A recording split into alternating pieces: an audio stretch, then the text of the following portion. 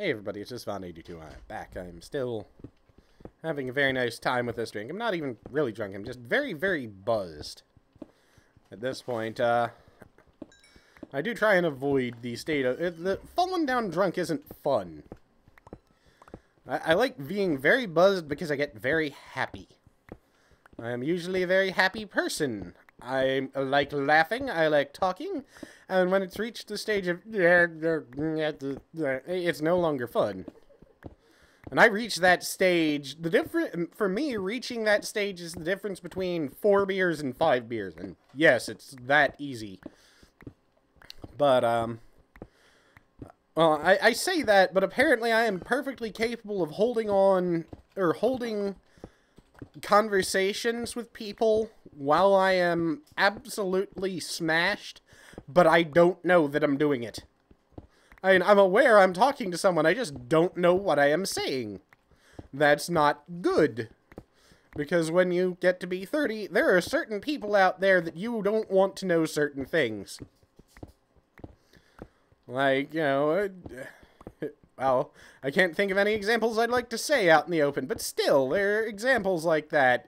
They usually involve accidentally seeing someone's girlfriend naked. Usually on the internet. That's, those are things you don't tell people once that happens. Because you don't feel like being in the middle of that. At all. Trust me. But, you know, that's the thing. I can hold these conversations with no problem whatsoever, and then when they'll leave, and I have no idea what just happened. And this is why it is vitally important to always be aware of what you can handle. Because, I don't know, I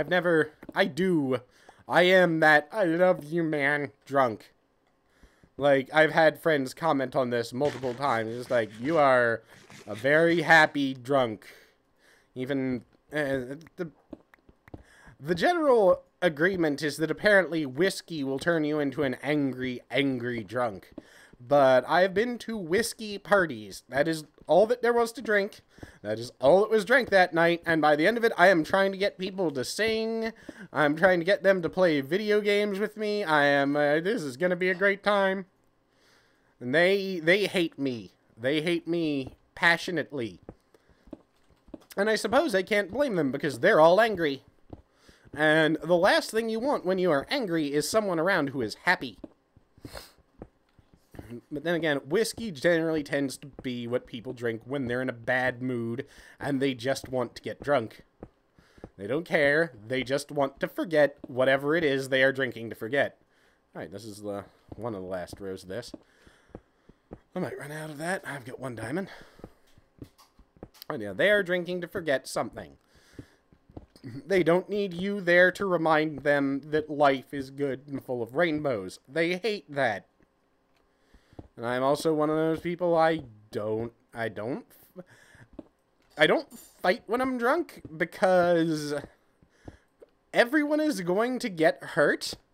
And I'm probably going to be hurt more in the morning than I was the night before. Yeah, basically, I'm going to win the fight, but that's because I'm not feeling how badly they are hurting me. And yeah, that's generally speaking all drunks. This is why drunks and car crashes actually tend to come out better than people that aren't drunk. It's a muscle relaxant. When you hit that other car, your entire body goes numb and limp for a moment. So you rattle around the inside of the car, come out with bruises and stuff, but your arms weren't locked, your spine wasn't locked straight, you weren't panicking, you're generally better off. So, that's the thing. Alright. I took, like I said many times, Northern Shaolin Kung Fu. One of the things I actually took, and I'm not saying that, oh, I get drunk, I turn into a drunken master. I took drunken boxing, and the principles to it do apply when you're drunk. The whole point is to remain as limp as possible. That way, someone punches you in your face, your head turns instead of absorbing the impact. I mean, you'll still be hurt, but not as bad. And apparently when I get drunk, I can do that very well without knowing what I am doing. And then I usually get very badly hurt, and I technically win the fight because I'm the last one standing, and I wake up in the morning and I've lost the fight. You know, this is one of the sad effects of, you know, well, that I still never have had a hangover in my life. I don't know how. I am not going to question it. I'm very happy with it. But, I've still never had a hangover. I don't want one. I'm reasonably sure I can guess what they're like. It's probably a lot like having mild heat stroke. You know, you're dehydrated, nauseous, have a headache, you hate everything. It's basically the same effect. Vitamins, minerals, and electrolytes are missing from your body. And the best thing on the planet to cure a hangover, so I am told this is scientifically proven, is bacon. To be more accurate, a bacon sandwich. It contains salts, amino acids, electrolytes, everything that you just lost from drinking. So, if you have a hangover, have a bacon sandwich. The fats will also help you wake up, I'm told. But, yeah. And I can, the point is, yeah, I can fight while drunk. I don't. I do actually do my abso-damn-lute best to avoid it. Because I'm not trying to prove I'm badass. I'm not. That's why I'm not trying to prove it. But, you know, in reality, when you mention to people, oh yeah, I took martial arts for like 7 years, and you look like, you know, the Pillsbury Doughboy's slightly tan cousin, and I mean only slightly, you're like, really? Show me. Like, no. What are you, a chicken? I guess so. Oh, what, you don't want to show? No, I have no reason to whatsoever. I have absolutely no reason to start a fight with any drunk person. But, then again, I also have fun fucking with, or used to have a lot of fun fucking with drunks when I was a teenager. This include waiting till I'm out of pick. I actually can't get down, can't. Oh no, thank God, I've got a wooden one. This include going to one of the local bars on a Friday night and waiting till we saw people coming out of the bar stumbling ass drunk. And then me and my friend would run around them in circles for about 1.5 minutes. That's usually about how long it took for them to get dizzy, fall over, and start vomiting on themselves. This was a grand old time.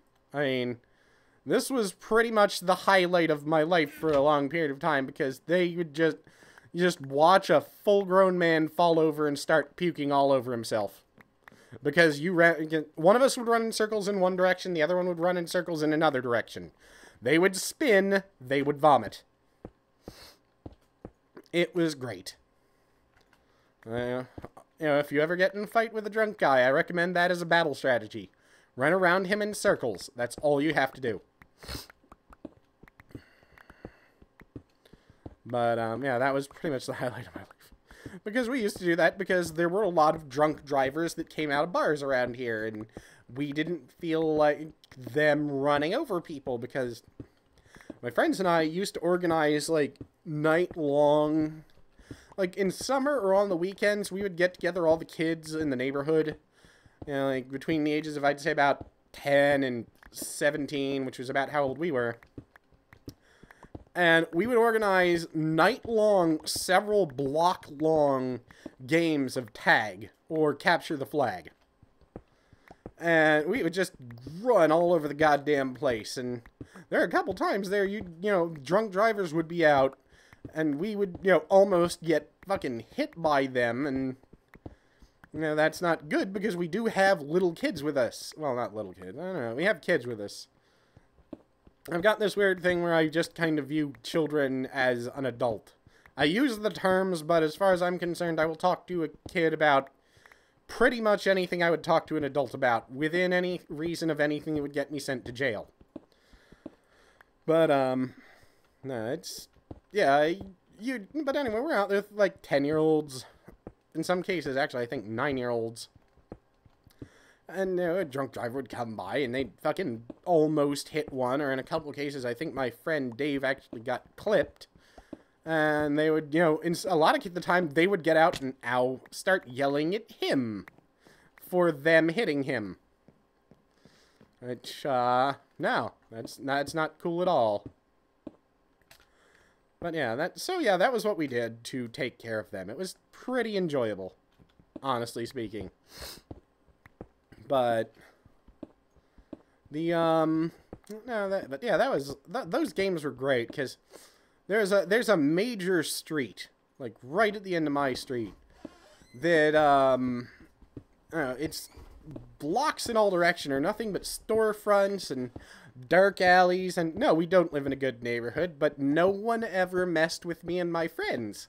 So we could have, you know, block-long or 3 or 4 block-long games of tag, and it really didn't matter.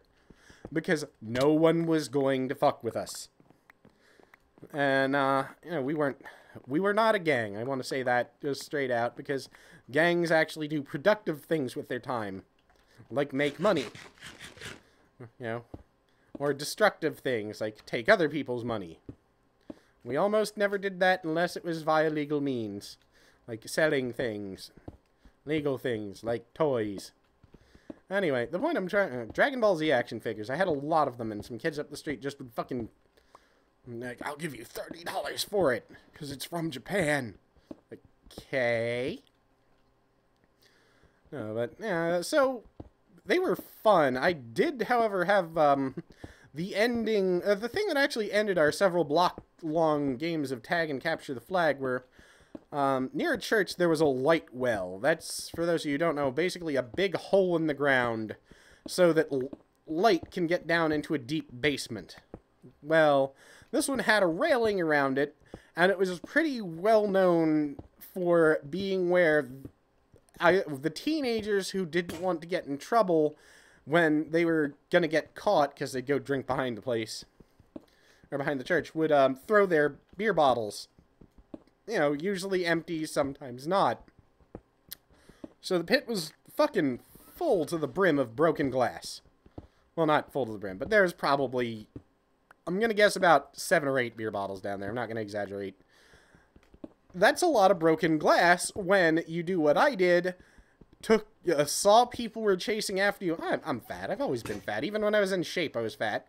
But I see that 2 of the fastest guys I know are chasing after me, and I do the only reasonable thing, and vault over the railing into the light well, shins first into the broken glass. I mean, it's a good 8-foot drop. And, you know, I was very, in spite of my weight, I was pretty athletic when I was a kid, so the drop isn't actually what hurt me. What hurt me was just covering my shin bone from my knee to my ankle in, you know, or embedding glass in it from my knee to my ankle. And, you know, I came back home. Well, actually, I stayed down there for a while till I could walk again. And then, basically, once they were like, alright, I guess you guys win. So, I'm not sure how we won, considering one thing or another. I guess they were just trying to get me out. Because I had disappeared. But, you know, I got out and I got the flag. And my friend just kind of stood there staring at me open-mouthed. Like, what? Like, you're bleeding everywhere. What do you mean? Oh, I am. My shins were torn the fuck open, and I went home and actually ended up picking broken glass out of them for the next hour or so. It was not fun. Not fun at all. I can't recommend it as a hobby. Maybe out of someone else's shin, but, you know. That's the best I can think to, advise. But, yeah, that ended the several block-long games of tag, because you go to drop the kids off at their parents' house, and why are you covered in blood? Funny story. I don't know how to make this story funny. And, yeah, that pretty much ends your little adventure. But you do what you can. And, you do what you can to enjoy yourself when you're a teenager. But, like I said, those are good times. Those are stories that I enjoy telling, and as psychotic as I may have seemed back then, they're still stories that, in a way, I'm proud of, because it's, it took a lot of effort to be to appear, I should say, responsible enough to get those parents, sure, take our small child out in the middle of the night to play tag across a busy intersection. That was bad on my part. And hilarious. But, yeah. That's just the way things end up going sometimes. I would like to have kept those up. Or organized some sort of league. There are leagues for everything now, so it seems like there could be like a gigantic professional tag league. So, I don't know, maybe someone should organize that, or we should find out if there's one. Or giant capture the flag league. I'm sure there are laser tag leagues. I know there's a dodgeball league. That would be fun too. Anyway, this is where I'm going to call it. I'll see you all next week. So, till then, peace out and thanks.